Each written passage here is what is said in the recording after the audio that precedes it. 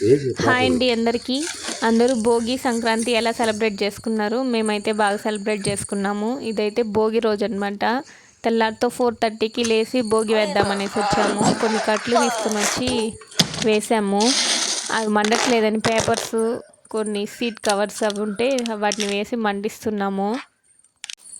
ఇంతలో మా అమ్మ కూడా వచ్చింది. మా అమ్మకు ఒక కుర్చీ వేసి కూర్చొని పెట్టేశాము. ఇంకా మా అమ్మ అయితే భోగిలో నుంచి దీపం పెట్టి ఇంట్లో తీసుకెళ్ళి పెట్టు అనేసి అనింది.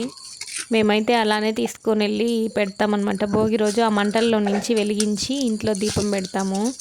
అదే చేస్తూ ఉన్నాను, ఒక్కటి తీసుకొని. ఎందుకు అలా చేస్తారో మాత్రం తెలీదు, కానీ మంచిది అనేసి అంటారు అలా తీసుకొని వెళ్ళి పెడితే. నాకైతే 2 days లీవ్ లేదు భోగి సంక్రాంతి రోజు. నేను పనులన్నీ చేసుకొని అయితే వెళ్ళాలి డ్యూటీకి. పిల్లలు మా ఆయన మాత్రం ఊరికి వెళ్తారు.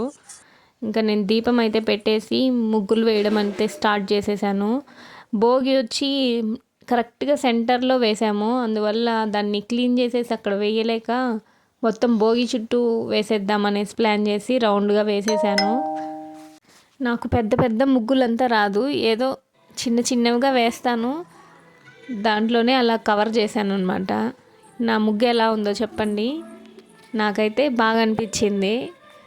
ఈరోజుటి వీడియో అయితే ఇదే అండి. నా నెక్స్ట్ వీడియోలో మళ్ళీ కలుద్దాం. Bye bye. అంతవరకు నా ఛానల్ని సబ్స్క్రైబ్